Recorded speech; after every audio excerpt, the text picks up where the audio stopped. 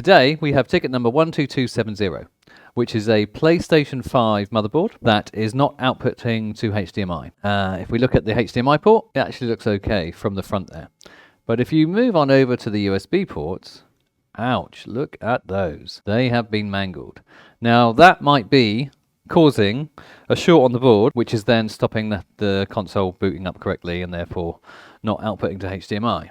So let's take a look under the scope and see if we can see anything obvious with the HDMI port. Well, it's factory soldering, which as we know is not great. That pin there, loose, that pin there, loose, that one, that one, that one. So there's several pins, oh that one there as well. Several pins on the board that are loose. Now they shouldn't really come loose.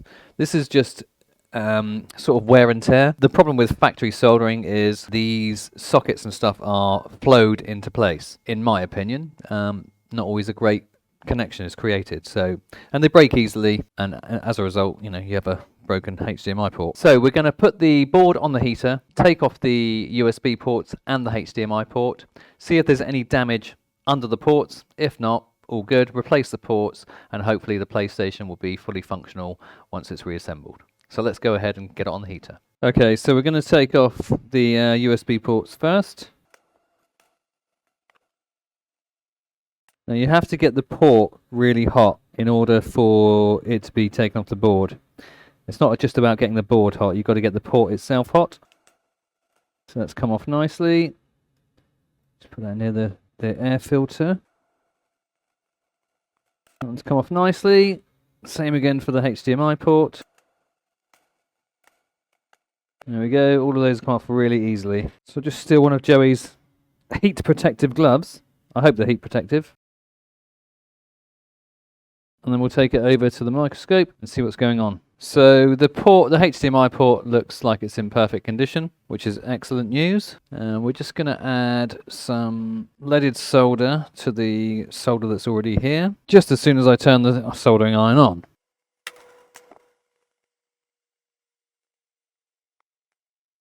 Now, leaded solder is going to help us remove the old solder. What we're going to do is use our heat gun to heat the solder in the through holes and then use a solder sucker to remove them, hopefully.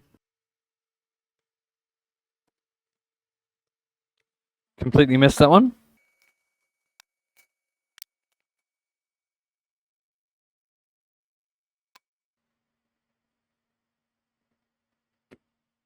Now we do have to be a bit careful here because the solder sucker can actually jump when you're removing solder and actually take components off that you don't want to take off. So we do have to be a bit careful here.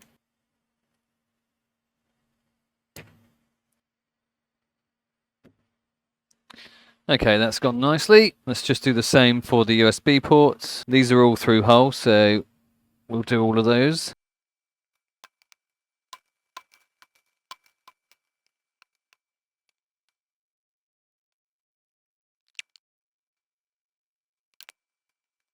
Okay, so all of those holes are now empty, which means we can put the new ports on without too much trouble. And we'll just tidy up the HDMI port. If you notice, I just shoved the capacitor out of the way there. I'm just going to leave that exactly where it is. Just give it a little clean up. Just check these ports fit nicely for the USB. The board is boiling hot. Now we have two types of ports. Let's just check the other ones. So we'll do these first. Going to need plenty of flux. Zoom into that and see if it's come through far enough. Might need a different tip. Yeah, it's not quite come through, so it's not going to be easy to actually solder to it, even though the port is flush to the board. Just get some heat on the board as well. It's going to help things along.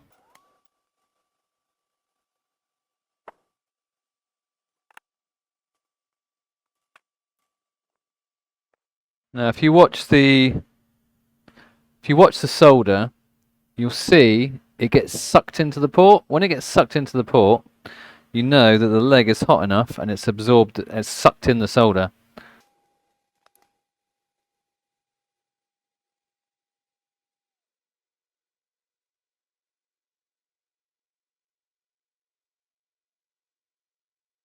A lot of what we do is, you know, it's just feel and knowing how things, how the properties change of something to know whether it's done the job or not. So those are all done. Let's do the next port.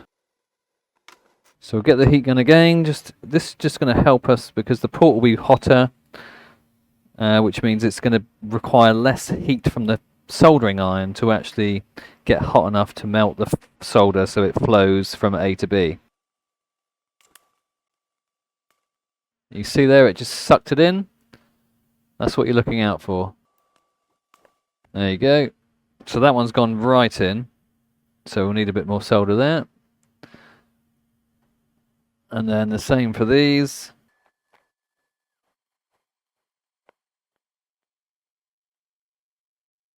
And there we go, they're all done. So just clean those up with some alcohol. And they all look good.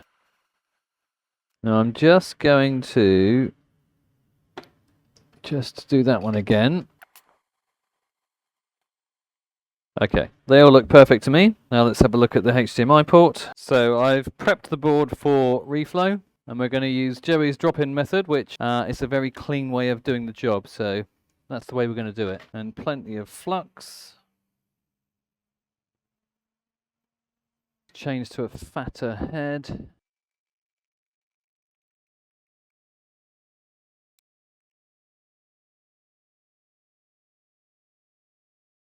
Okay, we're finally getting up to temperature.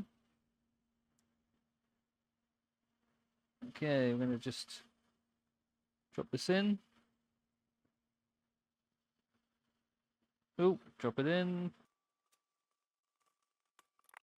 Let's just see what it looks like. So I'm going to go and clean this up under my microscope because I am not as good as at doing it using this camera because I'm old and my eyes don't work as well. So I'm just going to take it downstairs. I'll film what I'm doing downstairs, and then it all looks pretty good to me, but I would just need to finish it off with some resoldering the pins that are there, just so we know that they've got a good contact, and then finish off the USB ports by making sure the ground legs are soldered on both sides of the board. So let's take it downstairs and get that done.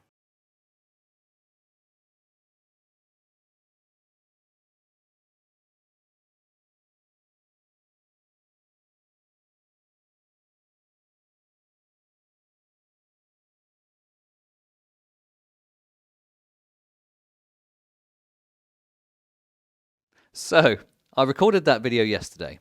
Yesterday it was the first Monday of Easter break here in Southampton, England. And I was in a hurry. I'd brought my son into work. I promised him I'd only come to work for 2 hours.